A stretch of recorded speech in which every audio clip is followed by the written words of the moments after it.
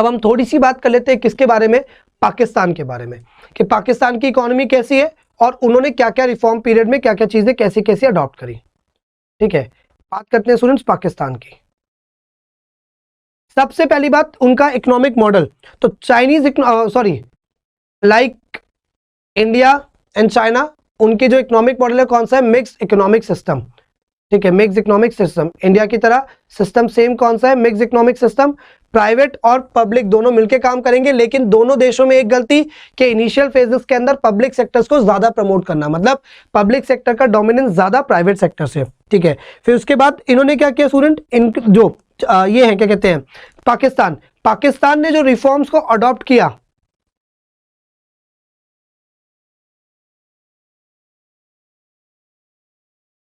That was in 1988। ठीक है, पाकिस्तान ने अडॉप्ट कब किए रिफॉर्म स्टूडेंट्स, 1988 के अंदर। ठीक है, इसके बाद स्टूडेंट्स सेम स्ट्रैटेजी इसने भी अडॉप्ट करी अपने एग्रीकल्चर को प्रमोट करने के लिए, ग्रीन रेवोल्यूशन की स्ट्रैटेजी। ठीक है, इसके बाद स्टूडेंट्स हमारे पास क्या दे रखा है कि चाइना के अंदर भी क्या किया गया, अर्ली 70s से पहले, अर्ली 1970s से पहले, ठीक है, major dominance of public sector. ठीक है, क्या किया गया, पब्लिक सेक्टर के ऊपर मेजर डोमिनेंस दिया गया, पब्लिक सेक्टर के ऊपर ज्यादा ध्यान दिया गया। ठीक है, इसके बाद स्टूडेंट्स सबसे ज्यादा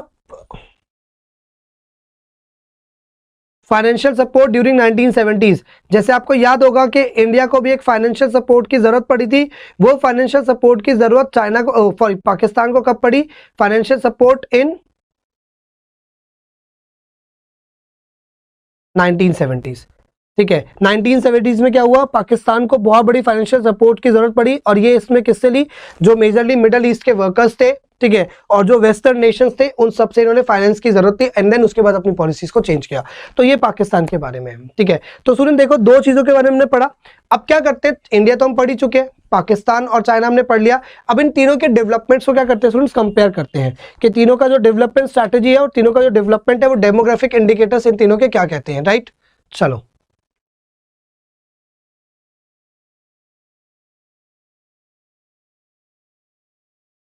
देखो स्टूडेंट्स, यहां पे हमें साफ साफ दिया हुआ है कि all the three nations have started towards their development path at the same time. While India and Pakistan became independent nations in 1947, People's Republic of China established in 1949. In a speech at that time, Jawaharlal Nehru said, "These new and revolutionary changes in China and India, even though they differ in content, symbolize the new spirit of Asia and new vitality which is finding expression in the countries in Asia." ठीक है, अब देखो student यहाँ पे हमें demographic indicators ये जिसके ऊपर हमें मेन डिस्कशन करना है।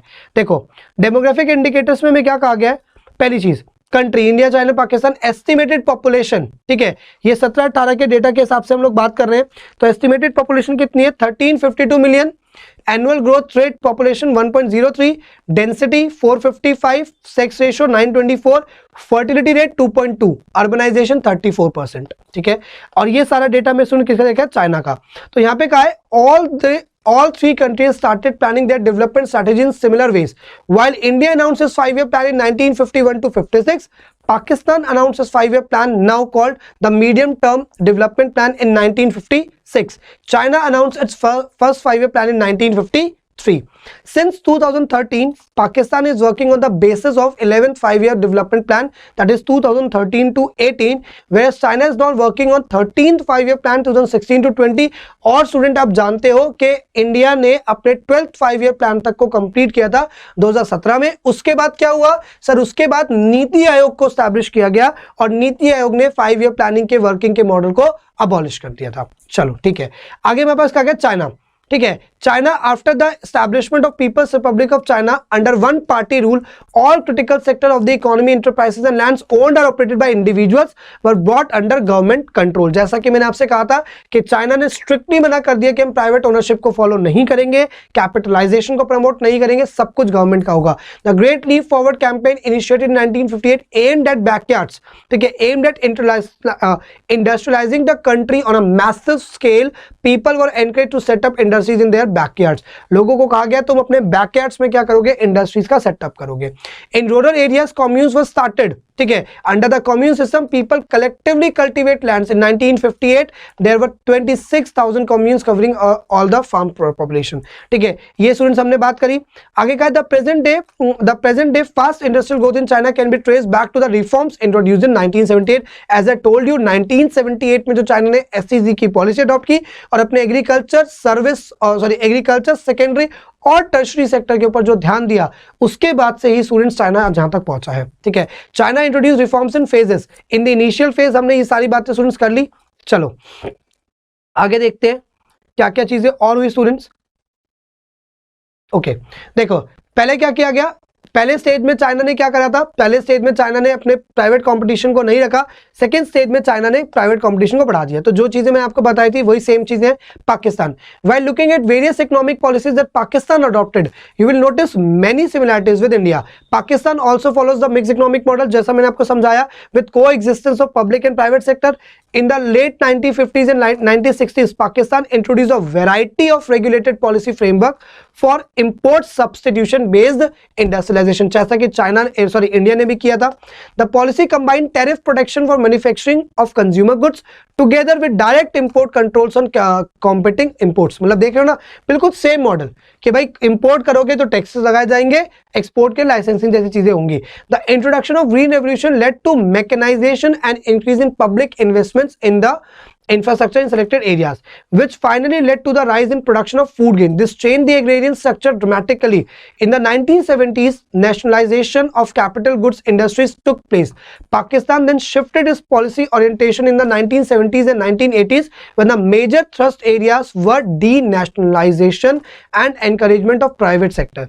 During this period, Pakistan also received financial support from Western nations simultaneously from continuously increasing outflow of immigrants to the Middle East. This period this helped the country in stimulating economic growth, ठीक है। तो ये student जो हमने पढ़ा उस सब के बारे में हमने मेजर सारी डिस्कशन कर लिया। चलो अब आगे देखते हैं स्टूडेंट्स कुछ डेमोग्राफिक इंडिकेटर्स जो हमने अभी बात करी, ठीक है। डेमोग्राफिक इंडिकेटर समझते हैं ना आप लोग कि पॉपुलेशन कितनी है, जैसा मैंने आपसे डिस्कस किया कि पॉपुलेशन ग्रोथ रेट क्या हो रही है। यहाँ पे स्टूडेंट एक वर्ड यूज किया हुआ है, मैंने आप यहाँ पे देखेंगे एक डेटा यूज किया है, and that data is basically कि क्या है, डेंसिटी ऑफ पॉपुलेशन, ठीक है। डेंसिटी ऑफ पॉपुलेशन का मतलब स्टूडेंट्स क्या होता है, पर स्क्वायर किलोमीटर में कितने लोग रहते हैं, ठीक है। अगर स्टूडेंट इस डेटा को देखें तो देखो चाइना की पॉपुलेशन इंडिया से ज्यादा है, लेकिन वहां पे पर स्क्वायर किलोमीटर लोग बहुत कम है, और पाकिस्तान में तो बहुत ही कम है क्योंकि उनकी तो पॉपुलेशन भी हमसे कम है। अब ऐसा क्यों हो रहा है स्टूडेंट्स, इसके पीछे की एक वजह है, चाइना के पास जो एरिया है वो बहुत बड़ा है। जैसा कि मैंने बिल्कुल स्टार्टिंग के डिस्कशन में आपसे कहा कि चाइना वर्ल्ड के अंदर सेकेंड लार्जेस्ट कंट्री है, तो सेकेंड लार्जेस्ट कंट्री होने की वजह से चाइना के अंदर जो थर्ड लार्जेस्ट कंट्री है, तो थर्ड लार्जेस्ट कंट्री होने की वजह से चाइना के अंदर डेंसिटी ऑफ पॉपुलेशन क्या है, बहुत कम है, ठीक है। और साथ ही साथ में देखने को एक और चीज बहुत अच्छी मिलती है कि चाइना की पॉपुलेशन ज्यादा रही, लेकिन स्टूडेंट्स चाइना ने क्या किया, चाइना ने वन चाइल्ड नॉर्म को अडॉप्ट किया, ठीक है। किसको अडॉप्ट किया, 1979 में ही चाइना ने वन चाइल्ड नॉर्म को अडॉप्ट किया, जो हम आगे बात करेंगे, जिसमें चाइनीज गवर्नमेंट ने यह कहा कि केवल आप क्या कर सकते हैं, सिर्फ आपको अलाउड होगा एक बेबी करना। अब इसके अंदर स्टूडेंट ये नहीं कि बहुत स्ट्रिक्ट था कि एक बेबी करना है, कुछ केसेस के अंदर इसको छोड़ा गया, जैसे रूरल पार्ट के अंदर इसको छोड़ा गया। बहुत सी कम्युनिटीज होती है जिन्होंने इस बात को नहीं माना, तो उन कम्युनिटीज के लिए भी रिलैक्सेशन दी गई कि नहीं आप भी कर सकते हैं बेबी। और साथ ही साथ में जहां पे मेल डोमिनेंस ज्यादा था तो वहां पे ये कहा गया कि अगर आपकी फर्स्ट बेबी गर्ल है तो आप सेकंड बेबी भी कर सकते हैं। लेकिन अर्बन पार्ट्स में वन चाइल्ड नॉर्म को बहुत स्ट्रिंजेंट वे में स्टूडेंट्स क्या किया गया, अडॉप्ट किया गया, ठीक है। आगे बात कर लेते हैं स्टूडेंट्स नेक्स्ट हमारे पास पार्ट की कि नेक्स्ट क्या हुआ इंडिकेटर्स में। ओके देखो अब हमें कहा गया the population growth as being, देखो the population growth as being highest in Pakistan followed by India and China, ठीक है।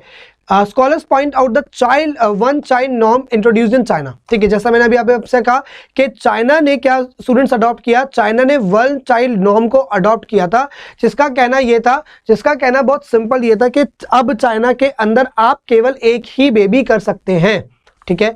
आगे कहा गया कि however from the you will notice that the sex ratio is low and bias against females in all three countries। वो कह रहे हैं कि अगर हम उस चीज को देखते हैं तो सेक्स रेशियो तीनों ही कंट्रीज के अंदर, जैसा कि आपने पढ़ा, तीनों ही कंट्रीज के अंदर लो है, ठीक है। Scholar cite son preference prevailing in all three countries as the reason, और जो स्कॉलर्स है वो इसी बात को मानते हैं कि मेल चाइल्ड का प्रेफरेंसेस, ठीक है, बेबी बॉय का प्रेफरेंस तीनों ही नेशन में क्या है, ज्यादा डोमिनेंट है। चलो अब स्टूडेंट्स क्या बात करते हैं, तो डेमोग्राफिक की बात हो गई। अब बात करते हैं जीडीपी एंड सेक्टर्स की, ठीक है। तो जीडीपी एंड सेक्टर्स की बात करें तो देखो यहाँ पे क्या है, one of the much talked issues around the world about China is growth of GDP, ठीक है, क्योंकि चाइना ऑलमोस्ट इतने पीरियड में वर्ल्ड की सेकेंड लार्जेस्ट जो है इकोनॉमी बन गया जीडीपी के मामले में। Waste India GDP is $9.03 trillion, Pakistan GDP is $0.94 trillion, ठीक है। सो रफली about 11% of India's GDP. India's GDP is about 41% of China's GDP when many developed countries were finding it difficult to maintain a growth rate of even 5%. China was able to maintain a near double-digit growth during 1980s। जैसा कि student मैंने आपसे कहा था कि China जो था, China अपनी ग्रोथ रेट को ऑलमोस्ट डबल डिजिट तक ले गया था, सिर्फ किसकी वजह से, अपने रिफॉर्म पीरियड की वजह से, जिसमें उसने पूरे की पूरी दुनिया को फॉरेन इन्वेस्टर्स को अट्रैक्ट करने के बहुत ज्यादा स्ट्रैटेजीज को अडॉप्ट किया, जिसमें से लैंड सस्ती देना, इलेक्ट्रिसिटी सस्ते देना, लेबर सस्ती देना, ये सारी पॉलिसीज हैं, ठीक है। Also notice that in 1980s Pakistan was ahead of India, China was having double-digit growth and India was at the bottom. In 2015-17, there has been a decline in Pakistan and China's growth rate, whereas India met with moderate increase in growth rate. Some scholars hold the reform processes introduced in Pakistan and political instability over a long period as reason behind the declining growth rate in Pakistan. Scholars का मानना ये है कि पाकिस्तान में जो लगातार जो GDP growth rate कम होता जा रहा है वो किसकी वजह से हो रहा है, पॉलिटिकल इंस्टेबिलिटी की वजह से। होपफुली स्टूडेंट्स आपको पता होगा कि पाकिस्तान के अंदर क्या है, पाकिस्तान के अंदर वैसे तो गवर्नमेंट है लेकिन वहां पे मेजर रूल किसका है, मिलिट्री का। तो मिलिट्री के मेजर रूल होने की वजह से वहां पे पॉलिटिकल इंस्टेबिलिटी बहुत ज्यादा रहती है, और ये कहीं ना कहीं आज जो डिक्लाइनिंग पाकिस्तान, जो पाकिस्तान की परफॉर्मेंस जो डिक्लाइन होती जा रही है, उसकी एक बहुत बड़ी वजह बन चुका है। चलो आगे देखते हैं। सो देखो यहाँ पे हमें एक डेटा कंपेयर करके दे रखा है कि इंडिया 1980 से 1990 में 5.7, 15 से 17 में 7.3, चाइना 1980 से 1990 में सुनो 10.3 डबल डिजिट, और 15-17 में 6.8, जबकि पाकिस्तान जो है इस पीरियड में 6.3 पे था, क्योंकि आप जानते हैं 1980 से 1919 का फेज इंडियन इकोनॉमी के लिए सबसे टफ फेज रहा था, क्योंकि 1990s में इंडिया ने अपने ऑल टाइम, ठीक है, इंडिया ने क्या किया था, अपने all time huge financial crisis को फेस किया था 1990s के टाइम पे, जिसमें हमने इकोनॉमिक रिफॉर्म्स को अपना चेंज किया था, ठीक है। So student that is the overall idea and comparison of GDP. चलो ठीक है, अब स्टूडेंट्स आगे बात करते हैं।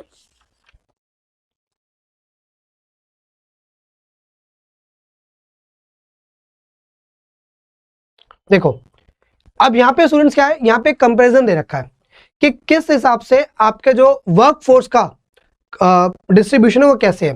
कंट्रीब्यूशन टू जीडीपी, एग्रीकल्चर का कितना 16%, चाइना में कितना एग्रीकल्चर, सिर्फ 7%, पाकिस्तान में 24%। जबकि वर्कफोर्स को डिस्ट्रीब्यूशन देखो कि एग्रीकल्चर में कंट्रीब्यूशन इतना कम है, जबकि कितनी ज्यादा वर्कफोर्स जो है उसके अंदर क्या है स्टूडेंट्स, एंगेज है, राइट। वर्कफोर्स देखो आप कितनी ज्यादा एंगेज है, राइट, ठीक है। इंडस्ट्री का देखो स्टूडेंट्स, इंडस्ट्री का इंडिया के अंदर कितना है, 30% कंट्रीब्यूशन जीडीपी में, चाइना में 41%, and this is the reason student China के अंदर अनएम्प्लॉयमेंट नहीं है। मैं आपसे स्टार्टिंग से बात करता हूं कि चाइना के अंदर इतनी बड़ी इकोनॉमी, इतना बड़ा पॉपुलेशन होने के बाद भी अनएम्प्लॉयमेंट नहीं है, और वहां पे अनएम्प्लॉयमेंट ना होने की जो सिंगल मोस्ट रीजन है स्टूडेंट वो क्या है, उनका इंडस्ट्री।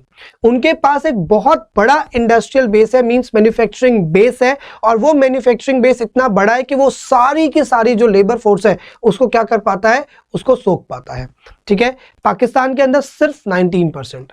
अब वर्कफोर्स देखो तो यहाँ 20%, यहाँ 28%, यहाँ पे 24%। सर्विसेज में देखो इंडिया यहाँ पे ये, और आप इसको देखो ये दोनों देश इसीलिए बहुत पीछे रह जाते हैं क्योंकि इन दोनों देशों के अंदर सर्विस सेक्टर लेड ग्रोथ को ज्यादा इंपॉर्टेंस दी गई। मतलब इंडिया और पाकिस्तान ने जो अपने ग्रोथ मॉडल को यूज किया स्टूडेंट, वो क्या किया, वो सीधा ये लोग क्या करते हैं, ये लोग यहां से यहां शिफ्ट होते हैं।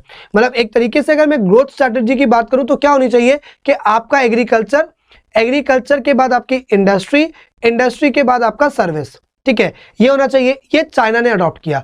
इंडिया और पाकिस्तान ने एग्रीकल्चर से सीधा शिफ्ट मार दिया चाइना, सॉरी सर्विसेज सेक्टर के अंदर, and that is the reason कि India and Pakistan now are somehow, Pakistan तो नहीं but India is heading towards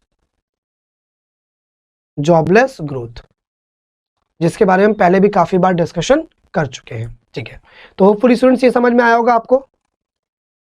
देखो आगे हमें ट्रेंड्स दिए हुए हैं डिफरेंट आउटपुट सेक्टर के अंदर कि यहाँ पे कितना कितना कंट्रीब्यूशन जो है किस किस सेक्टर से कितना कितना कंट्रीब्यूशन आपके अलग अलग सेक्टर्स के अंदर आ रहा है। ठीक है, so that is about all the contributions made by these three economies in different different sectors. ठीक है, तो यहाँ पे देखो क्या रखा है, in the last 5 decades the growth of agriculture sector which employees the largest portion of workforce in all 3 countries has declined.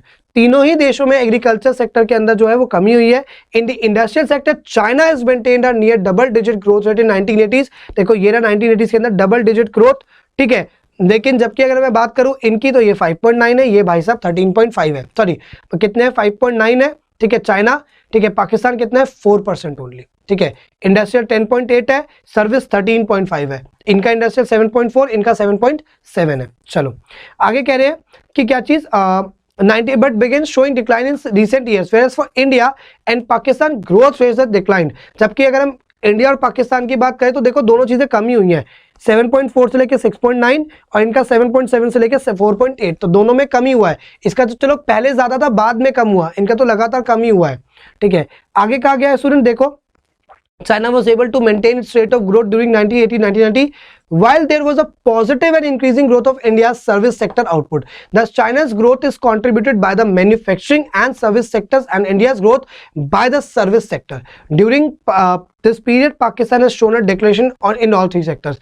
यहाँ से 4 से 1.7, 7.7 से 4.8, 6.8 से 5.0, मतलब इंडिया कम से कम ग्रो कर रहा है अपने सर्विस सेक्टर को लेकर के, जैसा कि आप देख सकते हैं। चलो एग्रीकल्चर तो सेम कंट्रीब्यूशन है, लेकिन सर्विस सेक्टर 6.9 से बढ़ के 7.6 होता है, इनका 13.5 से घट करके 7.1 होता है, इनका 6.8 से घट के 5.0 होता है। मतलब हम ये कह सकते हैं कि चाइना और पाकिस्तान का इस पीरियड के बीच में 1980 से लेकर के 2018 तक के पीरियड के बीच में सर्विस सेक्टर कम होता है, लेकिन सिर्फ अकेला इंडिया ऐसा है जिसका सर्विस सेक्टर स्टूडेंट्स क्या होता है, इंक्रीज करता है। राइट, ठीक है।